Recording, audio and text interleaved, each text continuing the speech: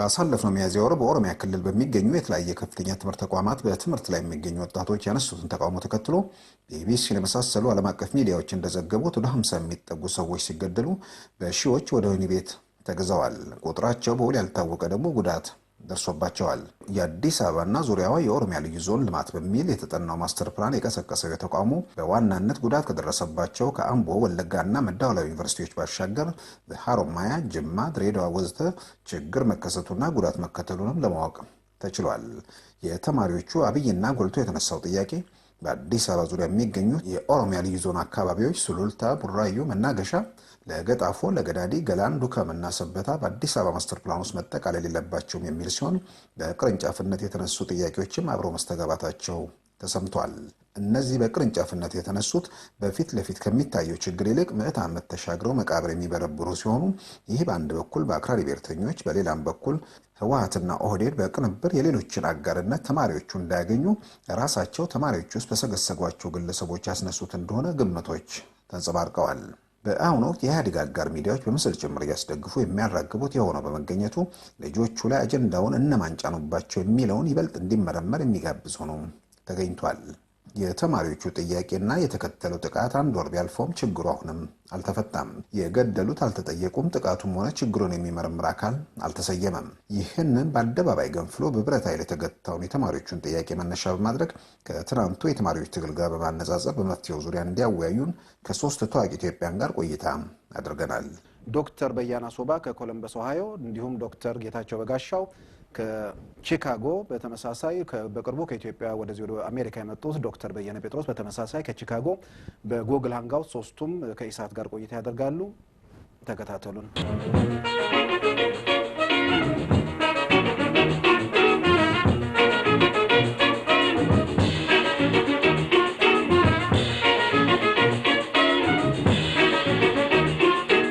አዲስ አበባ አይልማ የሚል አይደለም። እኔ አሁን የምመለከተው ይሄ አዲስ አበባ ፌደራል ከተማ ነው ተብሏል። በአካባቢው ትናንሽ ሎካል ጋቨርንመንትስ የሚባሉ ናቸው ወይም የአካባቢያዊ ከተማዎችና የየራሳቸው መንግስት ያላቸው አሉ። አሁን እዚህ አሜሪካ ሀገር ዋሽንግተን ዲሲ ዲስትሪክት ኦፍ ኮሎምቢያ አለ። እሱ የፌደራል መንግስቱ ዋና ከተማ ነው እና ይሄ ዋሽንግተን ዲሲ ይበልጽግ ይልማ በሚባልበት ጊዜ በአካባቢ ያሉትን የሜሪላንድ የቨርጂኒያን ከተማዎችን ይወስዳል ሄዶ ማለት አይደለም። ወደነኛ ይሰፋል ማለት አይደለም። እና አጠቃላይ አካባቢያዊ አዲስ አበባን ጨምሮ በአዲስ አበባ ዙሪያ ያሉ ከተሞችን ሊያድጉ ይችላሉ። ልክ ማስተር ፕላን ተብሎ ለአዲስ አበባ የወጣው ይሄ ቦታ ማስፋትንና ሰውን መንቀልን ሳይሆን እነኛ የልማት ፕሮጀክቶች በዛው በራስ ገዝ በሆኑት የአካባቢ ከተማዎች ውስጥ ሊሆን ይችላል እና ከተማዎች አብረው ሊያድጉ ይችላሉ እና በሁሉም የኢኮኖሚ ተግባሮች እና እንቅስቃሴዎች ደግሞ ይያዛሉ፣ ይዛም ይቆራኛሉ እና የግድ የአዲስ አበባ ከተማ ብቻ በማለት አይደለም እድገት ሊመጣ የሚችለው፣ አካባቢውንም ማልማት። ይሄ ምንም ከህዝብ ጋር ቅራኔ እና ግጭት ውስጥ ሳያስገባ ሊያደርግ ይችላል ማለት ነው። እና በአጠቃላይ እኔ እንኳን በዚህ ላይ ለመናገር ብዙንም ዕውቀቱንም የለኝም፣ ግን እኔ የከተማ እድገት በሚባልበት ጊዜ የሚያድገው ከተማ ሌሎቹን ትናንሽ ከተማዎች ይውጣል የሚል ሐሳብ የለኝም ወይም ያን አይነት ተመክሮ የለም። እና ግን ከተማዎች አብረው ሊያድጉ እንደሚችሉ ያንን ዋናው ነገር እኔ ይሄን አከፋፈሉን በዘርም ወይም በአካባቢም የመከፋፈሉን ስርዓት አልደግፈውም። የማልደግፈው ደግሞ ስላላጠናሁት ወይም ስላልተጠናና በህዝብ ውሳኔ የመጣ ነገር ሳይሆን በወያኔ ነው በኢትዮጵያ ህዝብ ላይ የተጫነው። አው በከፍተኛ ደረጃ የከፋፍለ ግዛን ስልት ይጠቀማል። ለዚህም ለመከፋፈል ነው የዋ ሆኖ ወይም ላለመከፋፈል ብቃት አጥቶ መገኘትም ራሱም መፈተሽ ያለበት ነው። በዚህ ረገድ ብዙዎቻችን ብዙ ተመክሮ አለን ለማስተባበር ባለፉት 23 ዓመታት ባረግናቸው ጥረቶች ማለት ነው። ስለዚህ ሁሉንም ነገር ወያኔ ኢህአዴግ ኮንስፒሬቶሪያል ምንድነው ስልትና ብቃት ብቻ የተሸነፈ ተደርጎ መውሰዱም መፍትሄ በመፈለጉ ረገድ ነው ተገቢ መስመር ነው የፈነጠቅልን አይመስለኝም። እኔ ሌላው ላለፉት 24 ዓመት ሙሉ የቆየሁት አስተሳሰቤን እንደገና መድገም ፈልጋለሁ። ወያኔ ኢህአዴግ የእናት ሆድ ይጉርጉር ነው እንደሚባለው በአገራዊ ባህል የሀገሪቷ ደግሞ ውልዶች ናቸው። ከኢትዮጵያ ውጭ የመጡ ነገሮች አይመስሉኝም። እነዚህ በአስተሳሰብ በአካሄድ የተሳሳተ መስመር ተከትለው ከፍተኛ ጉዳት እያደረሱ ነው በአገሪቷና በህዝቦቿ። የዚህ ኢህአዴግ የቲፒኤልኤፍ ትክክል ነው ዶክተር ጌታቸው። ኢህአዴግ ሳተላይቶች ናቸው የተሰበሰቡት፣ አካባቢው አገልጋዮች ናቸው፣ የህዝብ ውክልና ያላቸውም። ስልጣኑ የቲፒኤልኤፍ ነው፣ ጥያቄ ውስጥ የሚያጨቃጭቅ አይደለም። ቲፒኤልኤፍ ዛሬ 23ኛ ዓመቱን ሊያከብር ነው ስልጣን ከያዘ እና ከቀዳማዊ ኃይለ ሥላሴ መንግስት ቀጥሎ እንግዲህ ረጅም ስልጣን ዘመን የያዘ የፖለቲካ ኃይል ሊሆን ነው። ስልጣን ከያዘ ጀምሮ የቲፒኤልኤፍ የፖለቲካ ቡድን ለሁሉም ጥያቄዎች ቅድም ያልነው ለሁሉም የጥያቄዎች ያለው መልስ ጭፍጨፋ ነው። ኦሮሞ ብቻ አይደለም የተጨፈጨፈው። የሲዳማ ህዝብ መሰረታዊ የሆነ ጥያቄ ሲያነሳ እንዳውም ዘንባባና ቅጠል ይዞ ሰልፍ ሲወጣ በማሽን ገን ነው የታጨለው ይታወሳል። የጋምቤላ ህዝብ ተመሳሳይ፣ የኦጋዴን ህዝብ በተመሳሳይ ሁኔታ። አሁን የኦሮሞ ተማሪዎች የ1997 ምርጫ በአዲስ አበባ ውስጥ የተደረገው በአዲስ አበባ ጎዳና ላይ የህዝብ ሰላማዊ ሰልፍ ሲወጣ ጭፍጨፋ ነው። ይሄንን ምሳሌዎች ተጠቅስ ከዚህ መንግስት ምንም አይነት የኃላፊነት ስሜት አይታይም። ስልጣን እኮ በህዝብ ስም ነው የተያዘው፣ በአገር ስም ነው የተያዘው እና ስልጣን ሲይዙ ኃላፊነትም ከፍተኛ ኃላፊነት አብሮ ይሄዳል። ግን ቲፒኤልኤፎች እንደዚህ የኃላፊነት ስሜት አላሳዩም እስካሁን ድረስ።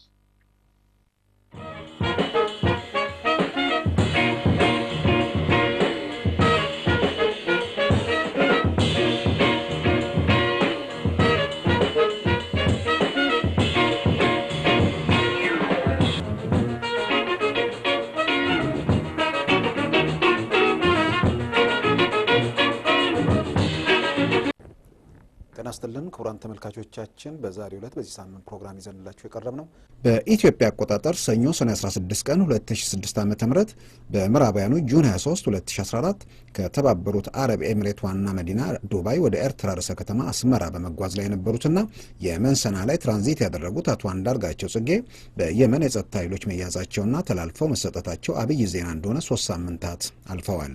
የግንቦት ሰባት ዋና ጸሐፊ አቶ አንዳርጋቸው ጽጌ ከ3 ሳምንታት በፊት ሰና ላይ ተገተው ከዚያ ወዲህ የትና በምን ሁኔታ ላይ እንደሚገኙ ሳይታወቅም ሳምንታት ተቆጥረዋል። በእርግጥ በኢትዮጵያ ቴሌቪዥን አንድ ጊዜ ታዩ ቢሆንም መቼና የት እንደተቀረጸ የማይታወቀው ይሄ ቪዲዮ ከታየም 10 ቀናት አልፈዋል። የግንቦት ሰባት ዋና ጸሐፊ አቶ አንዳርጋቸው ጽጌ ከታገቱና ስቃይ ላይ መሆናቸው ከተገለጸ 1 ወር እየተጠጋው ቢሆንም አሁንም በትክክል የት እንዳሉና በምን ሁኔታ ላይ እንደሚገኙ አልታወቀም። የወንድማቸውን ጉዳይ ለመከታተል ወደ ኢትዮጵያ ያቀኑት ታላቅ እህታቸውም ከ10 ቀናት በኋላ ከሀገር ተባረዋል። የአቶ አንዳርጋቸው ጉዳይ በአሁኑ ወቅት ከቤተሰባቸው አልፎ የኢትዮጵያን አብይ ርዕሰ ወደ መውጣቱ ባሻገር 3 መንግስታት በጉዳዩ ላይ ዋና ተዋናይ ሆነው ተገኝተዋል። የመን አቶ አንዳርጋቸውን አግታ በመስጠቷ የኢትዮጵያ መንግስት ደግሞ እርሳቸውን ተቀብሎ ማሰሩ እንዲሁም ብሪታንያ ዜጋዋ ያለ እርሱ እውቅና ዓለም አቀፍን ሕግ በጣሰ መልኩ ለሌላ ሀገር በመተላለፋቸው በማይታይ ሁኔታ 3ቱም መፋጠጣቸው ይሰማል። ወደ ሀገሯ ይበሩ የነበሩትን አቶ አንዳርጋቸው ጽጌን የመን በማገቷ ኤርትራ ከየመን አየር መንገድ የደህንነት ማረጋገጫ ጠይቃለች። ባሉ መረጃዎችም የየመን አየር መንገድ ወደ ኤርትራ በረራ ያቋረጠ ሲሆን ችግሩ የትና መቼ እንደሚፈታም አልታወቀም። አቶ አንዳርጋቸው ጽጌ ከ10 ወራት በፊት በዋሽንግተን በተካሄደ ህዝባዊ ስብሰባ የቀውጢ ቀን ወዳጃችን ያሏት ኤርትራ ከየመን ጋር የጀመረችው ውዝግብ የትና መቼ እንዲሁም በምን እንደሚያበቃ የሚታወቅ ነገር የለም። በርካታ ሀገራት በቀጥታና በተዘዋዋሪ የተነካኩበት እንዲሁም ኢትዮጵያን ታይቶና ተሰምቶ በማይታወቅ መልኩ በቁጭት እየተነጋገሩበት እንደሆነ በሚገለጸው የአቶ አንዳርጋቸው ጽጌ እገታና አጠቃላይ የህግ ሂደቱን በተመለከተ ከባለሙያ ጋር ቆይታ አድርገናል። በጉዳዩ ላይ ማብራሪያ ሊሰጡን ፈቃደኛ ሆነው በኢሳት ስቱዲዮ ዋሽንግተን ዲሲ የተገኙት የህግ ባለሙያው ዶክተር ፍጹም አቻሜለ ናቸው። ዶክተር ፍጹም አቻሜለ በዋሽንግተን ዲሲና በቨርጂኒያ ግዛት ፈቃድ ያላቸው ጠበቃ ሲሆኑ ኤክስትራዲሽን ወይንም አሳልፎ መስጠት ምንድን ነው የሚለውን በማብራራት ይጀምራሉ።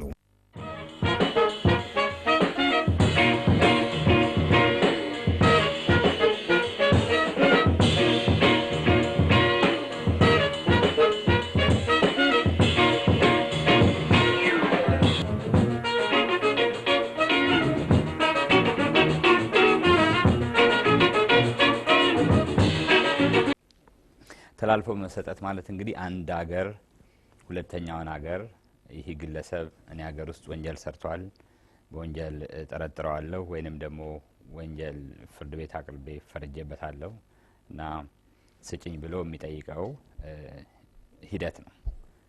ለእንደዛ አይነት ነገር የፍርድ ቤት ትዕዛዝም ያስፈልጋል። ማለት የሰጪው ሀገር ፍርድ ቤት ቀርቦ በዛ ሀገር የወንጀለኛ መቅጫ ወይም የዛ ሀገር የፍትሐ ብሔር ሂደት መሰረት ያ ግለሰብ ፍርድ ቤት ቀርቦ ይሄ ሀገር ከኛ ጠይቋል አንተን መልሰን እንድንሰጥህ ወደዛ ሀገር እንድትላክ እና ለአንተ ምንድነው መልስህ ተብሎ ያ ሰው ተጠይቆ ጠበቃ አቁሞ ተከራክሮ ፍርድ ቤት የመጨረሻው የዛ ሀገር ፍርድ ቤት ፈርዶበት ከዛ በኋላ ነው ወደሚጠይቀው ሀገር የሚዘዋወረው እና እንደሚመስለኝ የመንም ውስጥ እንደዚህ አይነት ህግና ስርዓት እንዳለ ነው። ግን አሁን በአንዳርጋቸው ጋር የተፈጸመው ነገር እንደዚህ አይነት አሳልፎ የመስጠት ሳይሆን አፈና ነው የሚታይ። ምክንያቱም ፍርድ ቤት አልቀረበም። ምክንያቱም